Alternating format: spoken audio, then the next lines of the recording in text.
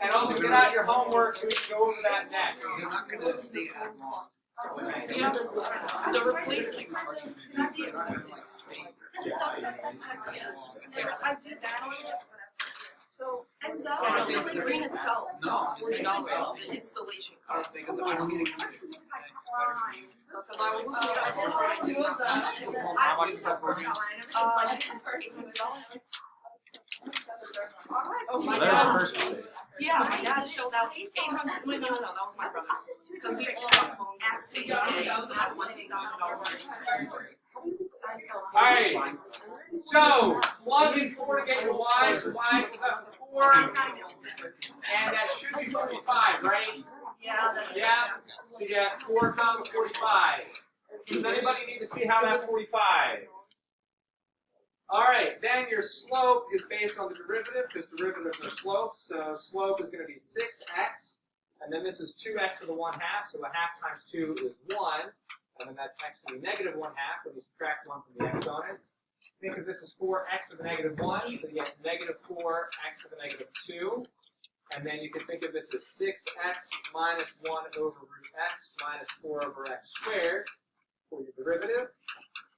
And then plug 4 in here to get your slope. So f prime of 4 is going to be 6 times 4 is 24. 1 over root 4 is a half. And 4 over 4 squared is 4 over 16 is 1/4. And then common denominator would be 4. 24 is 96 fourths minus 2 fourths minus 1/4 gives you 93 fourths. So there's your slope. Any questions with getting the derivative or using it? So once you got this stuff, you got your point of tangency is 4 comma 45, you got your slope, put them together, and y minus the y coordinate equals your slope times x minus the x coordinate, and that's fine. If you really have to get y by itself, because otherwise you can't sleep at night, you have y equals 93 fourths x, and then that multiplies out very nicely and gives you minus 93, negative 93, plus 45 is negative 40. So it actually works out pretty nice to get y by itself. Get out your homework, and what do we want to look at from the homework set? 9. Yeah, 9. So 9 was root x over x cubed plus 1. Anything else? 4. Anything else? Which one? 6. Anything else? 17. Anything? And 10? Okay. Got up more markers here for us. All right. 4 was root s times s squared plus 8. 6 was root x times sine x.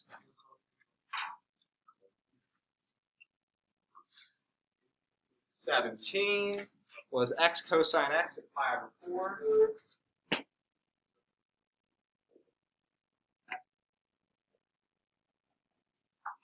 And then 10 was, I thought, the most obnoxious one on here, s over root s minus 1.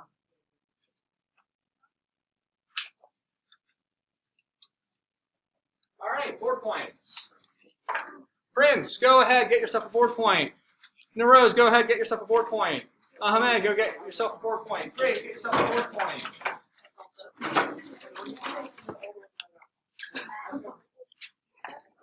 That's why we're going over. And you guys can argue over who gets what.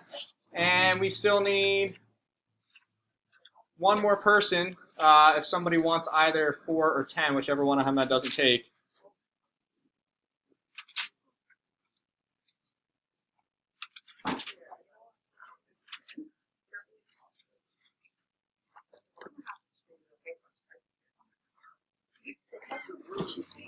Prince. I'm just naming people who are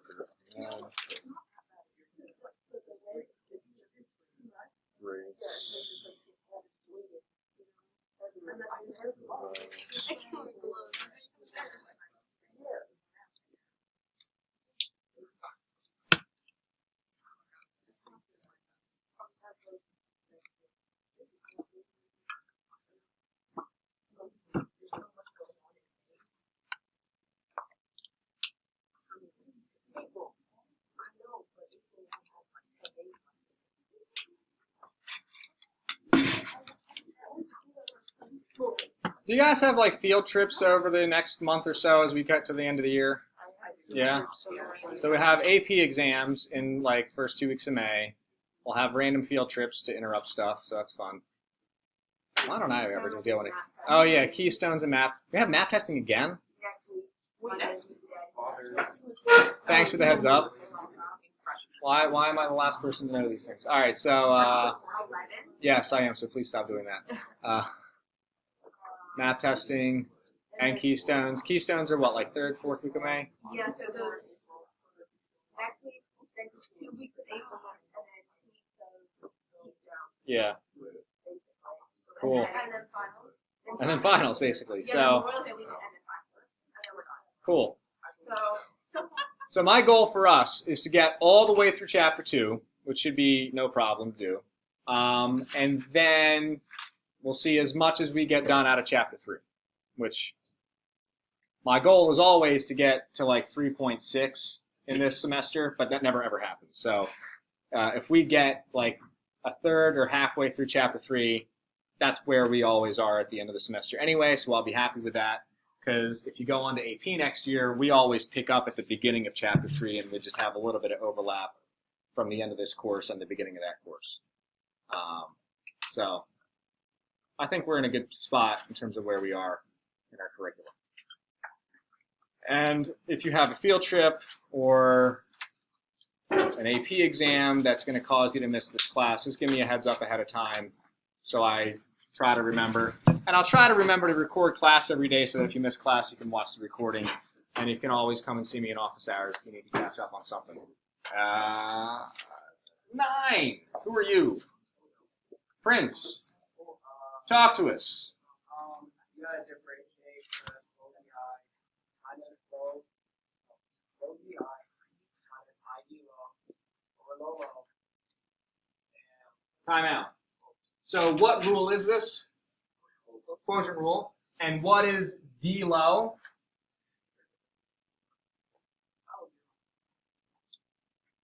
So low D high minus high D low. What's the derivative of the low part? Oh, no, 3x squared. 3x squared. All right, so I just want to fix that real quick before we continue. All right, everything else looks good up here in terms of how you set it set up. Low is the low part, D high is the derivative of the high part, minus high is the high part, and then D low is the derivative of the low part, and it goes over the low part squared. Carry on. Then what happens here? And you distribute all that mass. And then after that, find the common denominator. And do that. So, time out.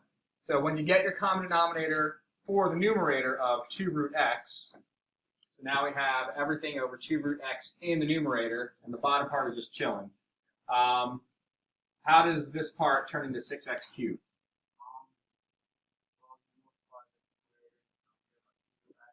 Okay.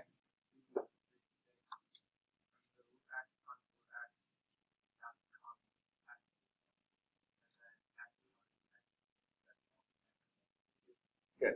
Okay. And then you go below that, and that's that should be 1 minus 5x. So you can combine these x cubed terms into negative 5x to the third. So I'll go ahead and say that's a minus 5. 1 minus 5x cubed. And what did you do with the 2 root x? Yeah, just bop, and it's knocked down there. Also, Yes. on the AP exam, like if you're like done writing like F1 2, and like you're like, oh, you made a mistake, you do it right on like the note, like you have writing like, hey, I messed up on this, and it should be this instead. Why wouldn't you just go back and fix it? What if you like ended it? Okay, yeah, that's not going to hurt. If you like acknowledge that you have a mistake in your works, like I know I made a mistake, I'm out of time, but here's my mistake.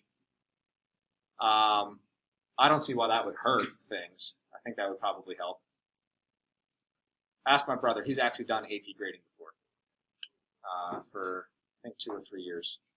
I'm new to this whole AP thing, so I haven't graded it. A few more years before I'm even allowed to, I think. Any other questions with 9? All right. 4. Ahmed, talk to us.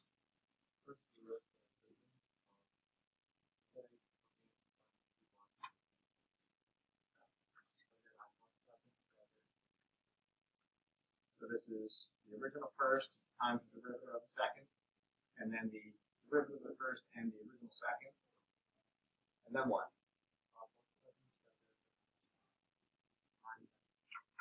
So we multiply these things together, a half, and then s to the negative 1/2 and s squared is s to the 3/2. And then a half of 4 is 8, and s to the negative 1/2. And then what are your like terms?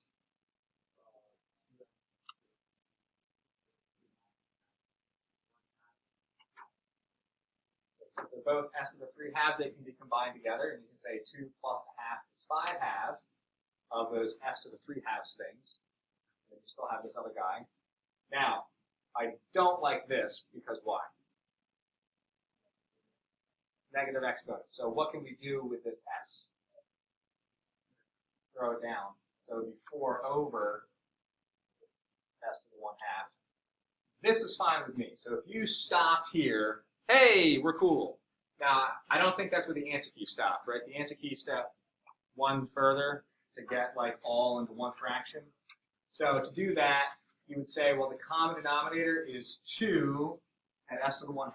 So you would multiply the first fraction by an s to the 1/2 and get s squared over 2s to the 1/2. And after you multiply the second fraction by the 2, you end up with 8 over 2s to the 1/2. So that's where the this comes from. So this answer key answer that you saw is just taking what you have here, which is fine with me if you stop there, and combining it together into one fraction with a common denominator. So I'm fine with multiple terms and multiple fractions. Donna Martin, who made the answer keys to these assignments, didn't like that. She liked things that have a single fraction. Either of them is fine with me. Questions with 4? 6, similar sort of thing. Who's 6? Grace. I rewrote it, and then I took the first one, and then multiplied that by the second, and then took the second and multiplied it by the first. Yeah, and say, hey, we don't like negative exponents, throw it down in the denominator, so it's 1 over 2 root x.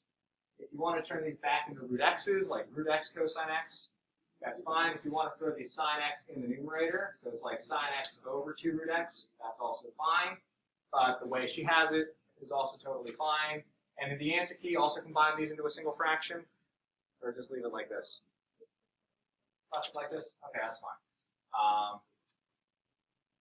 So 4 and 6 are using your product rule. 17, who, Leah, talk.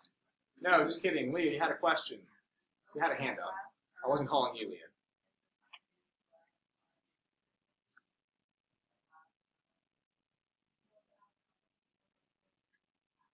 Yeah. That's what it's trying to say there. And then she throws the x into the denominator 2. So that's what I do. Any other questions or clarifications you need? All right. Narose.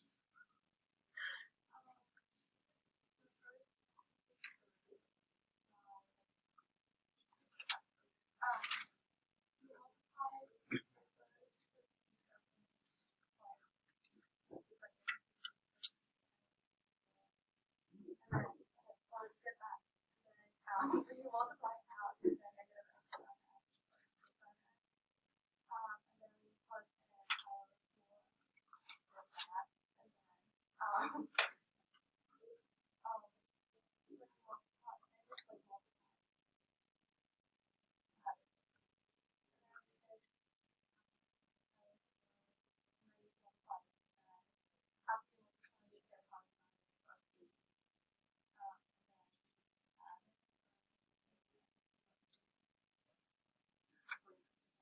So this is, we're just trying to find the slope?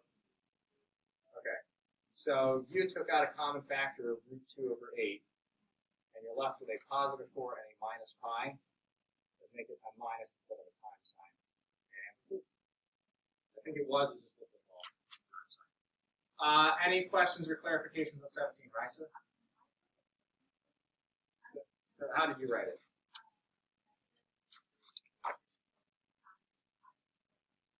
Negative root 2 over 2 times pi over 4 plus 1, like that.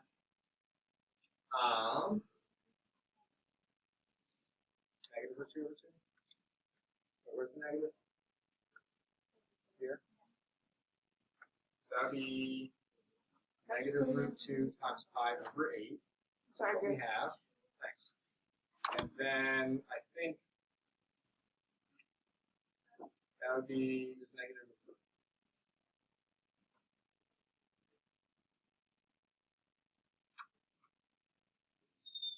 Well, if we just distribute it out. Are you sure this is a plus 1? So if we multiply this out, we have negative pi root 2 over 8 minus root 2 over 2. Compare that to here. The only difference is this should be a plus. Maybe this is a minus 1. Otherwise, it's fine. So, yeah. Expressing your answer. The annoying thing about this quotient rule, product rule stuff is you might write one thing, and the answer key might write something different, and you could both be right, because you can express the same thing in multiple ways. You can express it like this for your slope, or like that for your slope, or like this for your slope, and they're all correct. And same thing with equations. You can express, like number 4, you could express it as 2 different fractions, or as one fraction when it's all combined together, and they're both right. Akshay? This thing? She got a common denominator of 8. So she multiplied this thing by 4 to turn 2 into an 8. She multiplied the numerator by 4 to keep things balanced. All right, and then number 10, we're going to have to use quotient rule. Any other questions with 17? All right, so low is root s minus 1. Low d high is 1. Minus high is s. And d low is derivative of root s minus 1 is going to be 1/2 s to the negative 1/2. And then low is root s minus 1 all squared. Any questions with just set up a quotient rule? Once you've got that, multiply out your numerator, and you get root s minus 1 for the first half. And for the second half, we'll have a minus 1/2, and then s times s to the negative 1/2 is s to the positive 1/2 over root s minus 1 squared.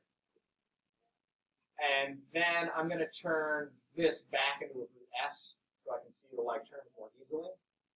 So root s and minus 1/2 root s are like terms, so I'm going to combine them. This is 1 minus 1/2. That's positive 1/2 root s minus 1 all over root s minus 1 squared. And then I don't like having a fraction in the numerator, so what the answer key did was get like a common denominator within the numerator again. What I would recommend instead is just multiply the whole thing by fancy 1. And in this case, fancy 1 is going to be 2 over 2, because that's the denominator in the numerator that I need to kill. When I multiply through by 2 in the numerator, half 2 is 1. I have to have root s up there. 2 times 1 is 2. And on the bottom, I have a 2 multiplying out in front of the parentheses. And that's your final result. So that's what 10 would have looked like. You could have used the same multiplying by a fancy 1 trick back in number 9.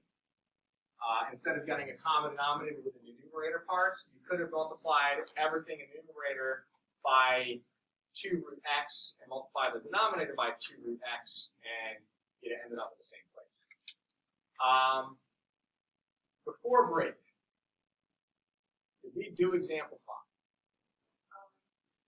5? Yes. Yes, okay. And I think I dragged us through example 5 by doing things the brute force stupid way, where we forced ourselves to deal with 1 over x as x to the negative 1, right? So we were doing quotient rule, and we ended up with a whole bunch of negative exponents all over the numerator. Yeah. Okay, I'm going to real quick show you an alternate method of attack on example 5 before we move on to some more examples.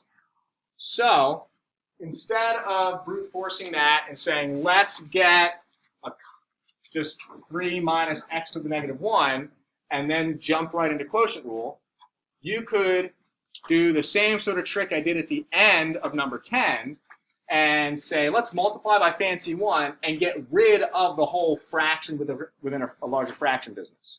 And in this case, what would fancy 1 be? Yeah, x over x. Because if you multiply by x through the numerator, the 3 becomes 3x, and the 1 over x becomes just 1. And in the denominator, x becomes x squared, and 5 becomes 5x. And what's going to be easier to differentiate? This thing or the new thing?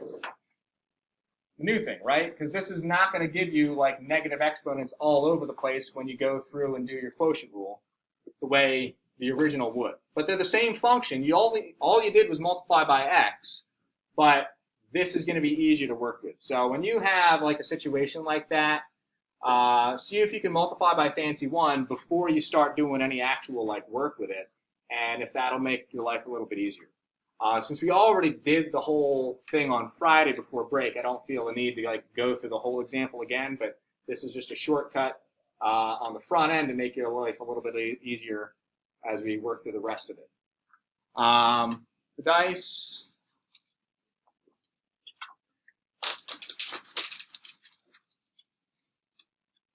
Three and 6. There is no 6. Row 3, hand in your work.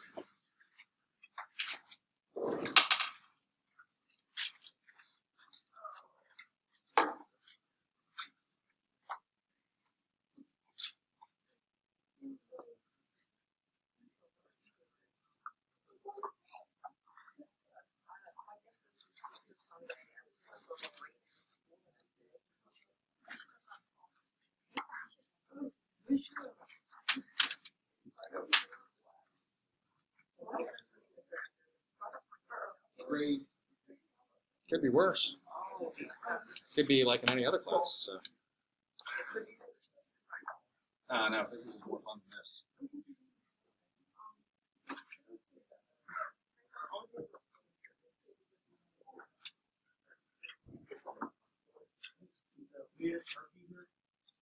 Yeah.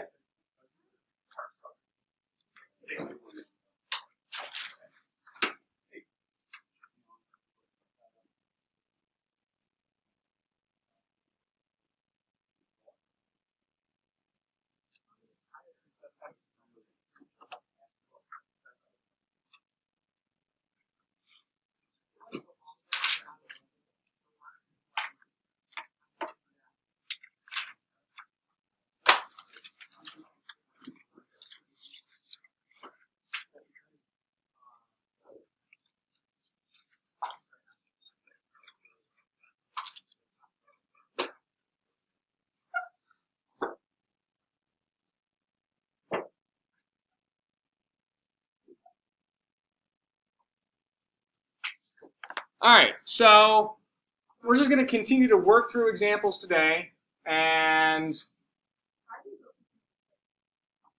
there's a lot of things in example 6. They're all kind of the same general type.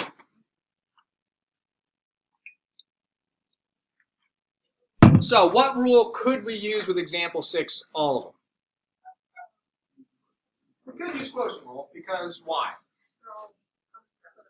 They're all fractions. They're all quotients. All fractions are quotients. So you could use your quotient rule with all of these. Do you have to use quotient rule? No. Why not? Because, first of all, in A and B, the denominator's got no x. It's just a constant. But even in C and D, you don't really need to use the quotient rule over there because the denominator is only one term.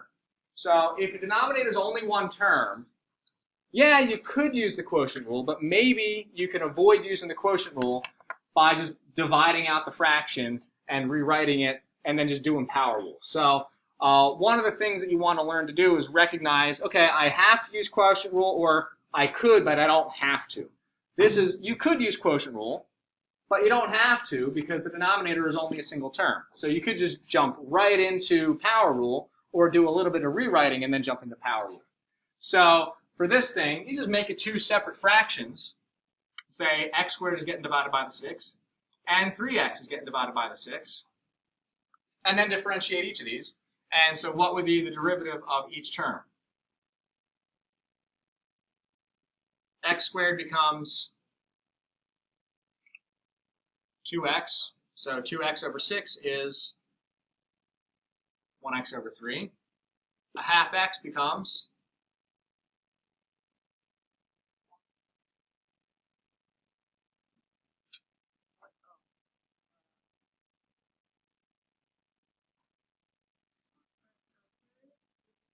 what if it was 2x? What would be the derivative of 2x? 2.5. Okay. What's the derivative of a constant? And that's 0. Is this a constant? Is this a constant? Okay. So what's the exponent? 1. So what's the derivative?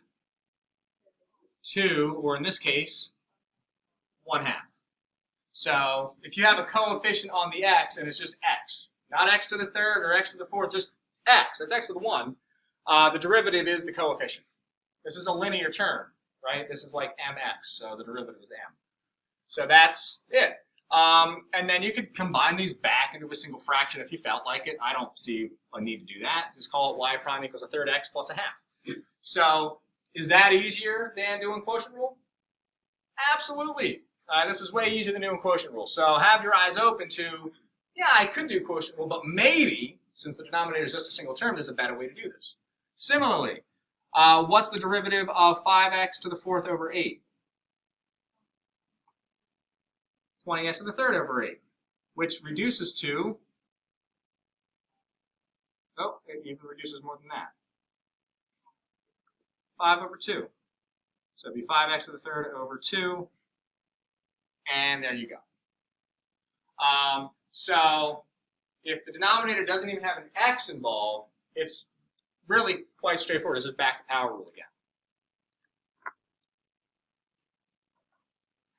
Now, with example 6c, here you do have an x in the denominator, so it's not quite as straightforward as it was in A and B, but it's only a little bit extra work. What could you do first off to rewrite the original function that you would want to do whether you did quotient rule or not? Distribute. So when we distribute, what's our new numerator?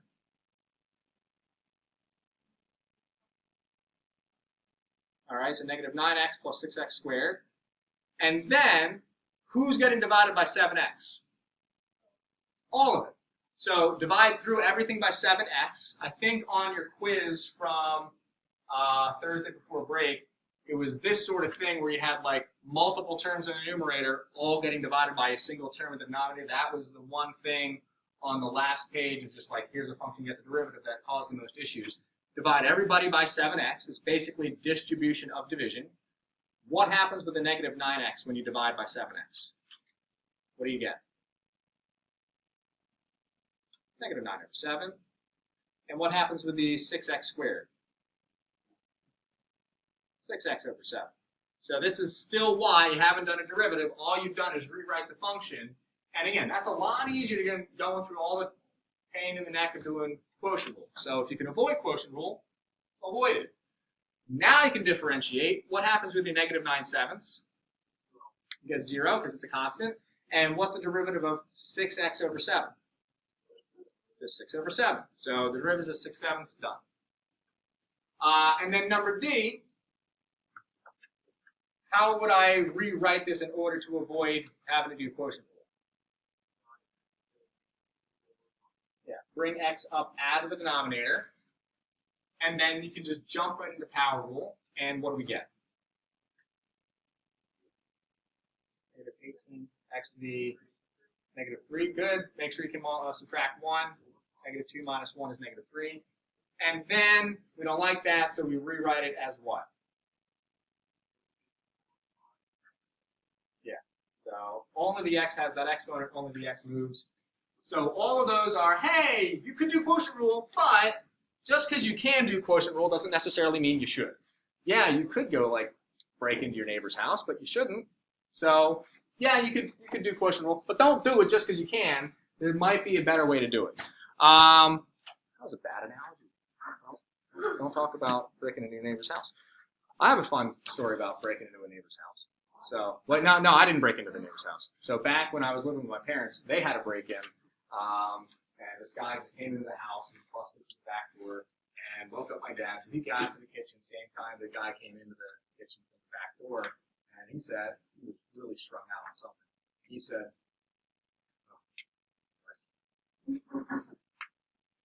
"I broke into your house. You should call the cops." So my dad took his advice and called the cops. The guy was very pleasant. My dad was like, "How do I do this, guy?" Because the cops show up. "You hungry? You want something to eat?" So there's like a loaf of bread there. He just took the whole loaf. It was like not sliced. He just took it, chopped right out of the loaf. So I came down the next morning and I didn't know what happened. We have huge rats. What the hell is this huge chop out of the loaf of bread? And then the cop showed up. The guy was very, cooperative. Like, he knows the drill. He's done this whole routine before. So he had at the not the trial, but like before the trial, he like interrupted my dad's story. My dad was like telling everything that happened. He's like, no, you guys don't understand. I broke into the wrong house, and the public defender was like, "You shut up! Don't think you broke into any house." You're not supposed to say that. I don't know what house he thought he was broken into, but it's a good thing for him he broke into our house and not the guy next door. I got it, probably shot him dead. So don't go breaking into people's houses. But if you do, break into the house that's going to feed you and not shoot you. We don't need to do that. Let's look at a quick, y is tangent's derivative. Real quick, say y equals tangent x. What's y prime? Thank you. What's y prime?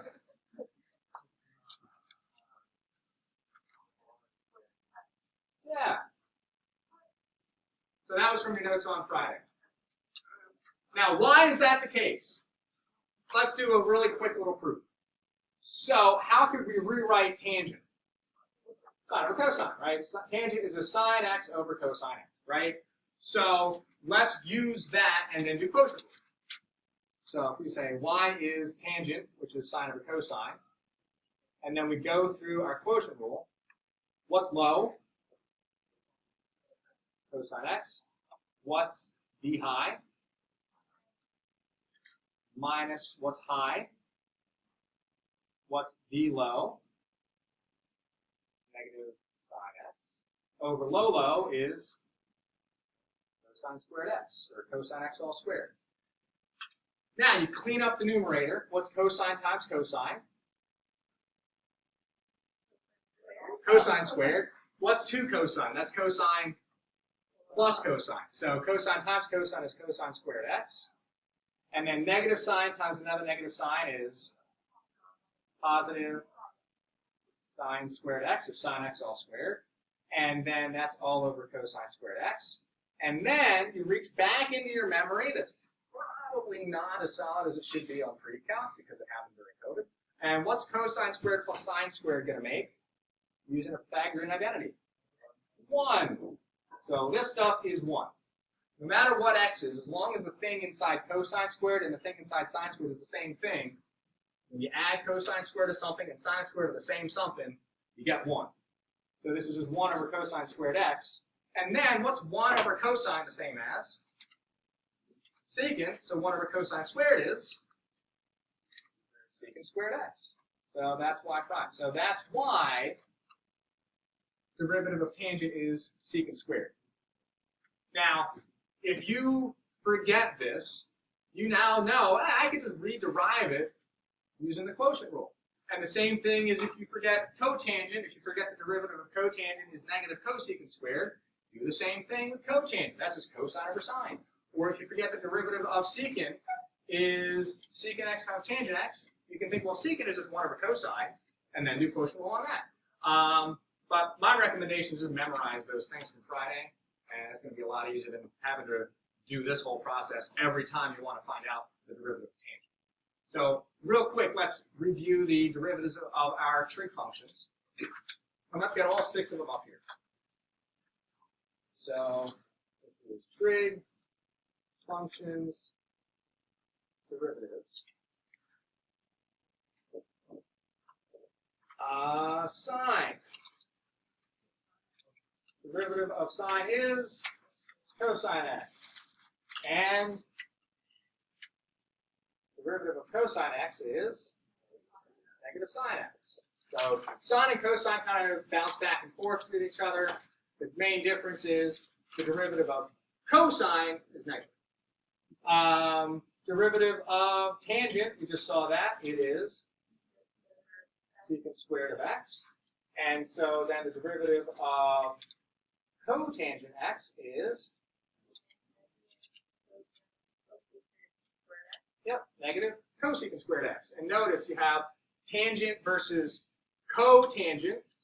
Their derivatives are almost the same. The only difference is that the co-function has a negative co in front of this guy. So when you tangent versus cotangent, and you take the derivative, take this guy's derivative and slap on the front a negative co, and that's what this is. So secant squared becomes negative co-secant squared. And the same sort of thing happens with secant versus cosecant. So what's the derivative of secant x? Secant x and tangent x. So that's secant x times the tangent x. And then over here, derivative of cosecant x is so negative cosecant x and cotangent x. So same thing here. Secant turns into cosecant, tangent turns into cotangent, and you slap a negative on the front. So that is your 6 trig derivatives. If you don't feel like memorizing them, there's an alternative. You can work through your quotient rule for finding these bottom 4. If you don't want to memorize these top 2 for sine and cosine, for that you have to go back to the limit definition. I don't think we want to do that. But my recommendation is memorizing, because that's going to be easier in the long term than having to rederive with your quotient rule every time you want the derivative of cosine. So let's look at an example or two where we're like using some of those.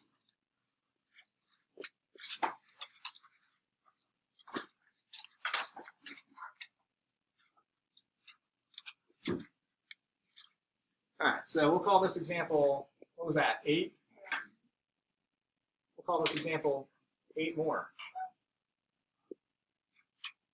Y equals x minus tangent x.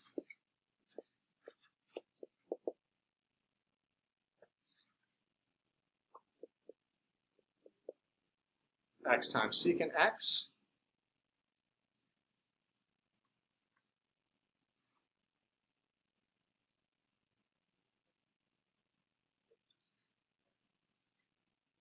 Okay. Does that upset you, Rachel? Too bad.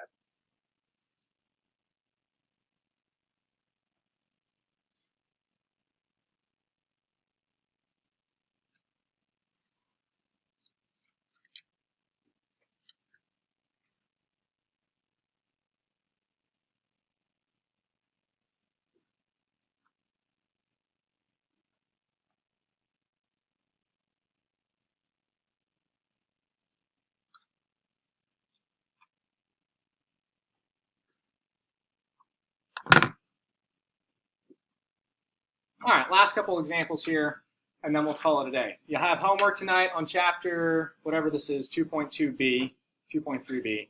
It's due on Wednesday, because I think it's like 19 to 53 odds. So I know, that's why I'm giving it till Wednesday instead of tomorrow. You're welcome, Rose. So it's due Wednesday, but don't put it off till tomorrow, because there's 19 to 53 odds. It's quite a few problems. So tomorrow is going to be partial whiteboard practice day, and then partial, let's start looking at some applications of this and get back into position versus velocity versus acceleration and throw acceleration in there as well. All right, derivative of this guy. What's the derivative of x? 1. Thank you. What's the derivative of tangent? Secant squared x. What's here? Minus. Now, maybe that's something special. Maybe you can reduce this and simplify it further down to a single term.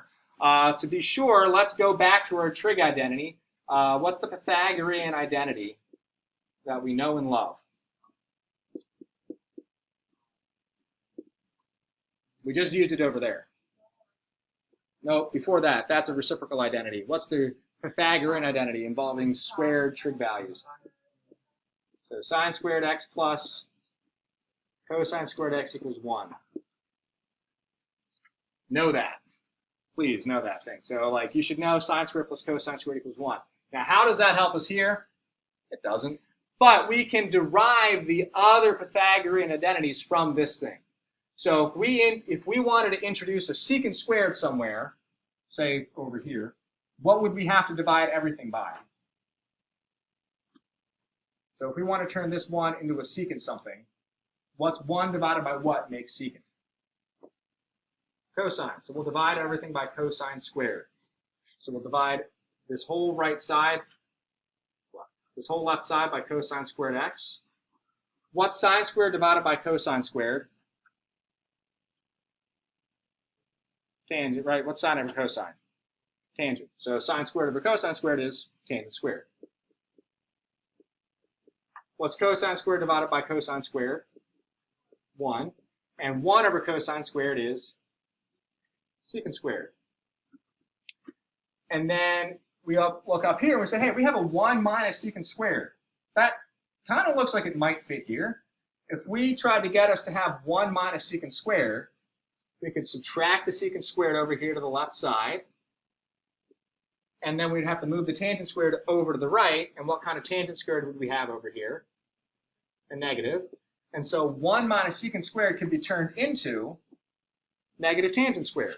So you could then simplify this down to a single term and say, you know what, y prime is really the same as negative tangent squared x. Do you have to do that? No. But what if you're taking a multiple choice test and you take your derivative and then you look at the options A, B, C, D, and this isn't there? That would be why you need to do this. So this is like the sort of thing we could do to you on a multiple choice quiz where you say, hey, take this guy's derivative, and you do the derivative, and then you don't see it there among your options. Oh, no, we did some sort of trig identity to transform this into a simpler thing. Make sure you can use your trig identity to do that.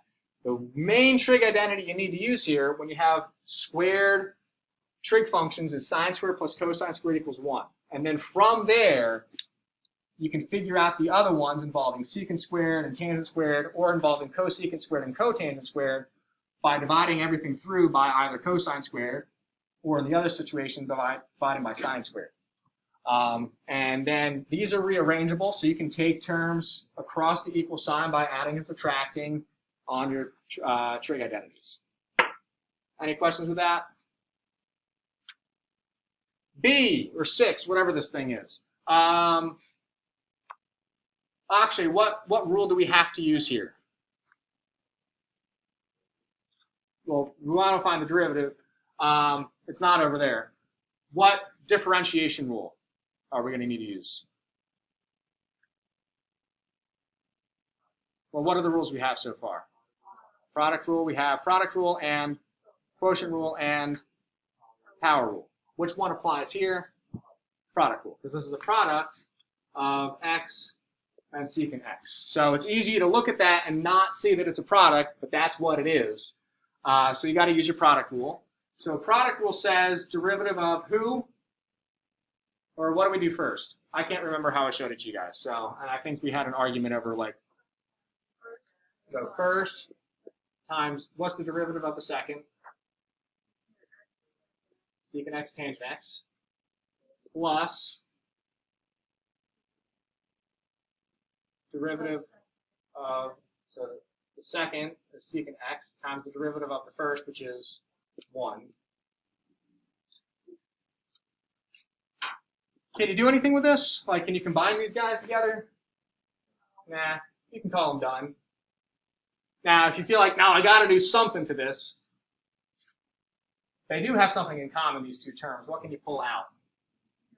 You pull out a secant x, and what would be left behind from the first term, and from the second term, 1. Do I care which of these? No. Neither one is really any better than the other. All right, last thing for today.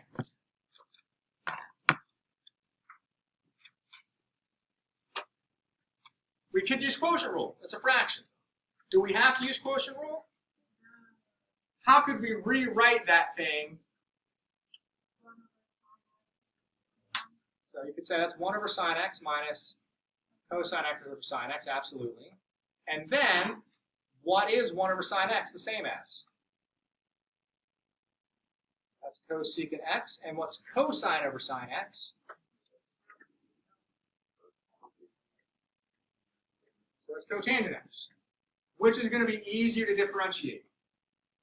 This thing or the original? Probably this thing, as long as you know your trig derivatives. If you know your trig derivatives, then splitting this into 2 fractions, turning them into just simple trig functions, and then differentiating each of them is going to be pretty quick. So you should be able to do either or, but I always look for the easiest pathway, and for me, the easiest pathway is, its denominator is just one term, it's just sine of x, divide everybody by sine of x, rewrite it, differentiate this thing. That's going to be a lot quicker. We're not going to finish that right now, but that would be like how you could start this off. You could just jump right in and do quotient rule, but you don't have to. There's an easier pathway if you're willing to hit pause on the differentiation step. So start your homework tonight. Don't do all of it today. Do like half of it today, do half of it tomorrow. We'll do practice on the whiteboards tomorrow and start looking at some applications of this stuff.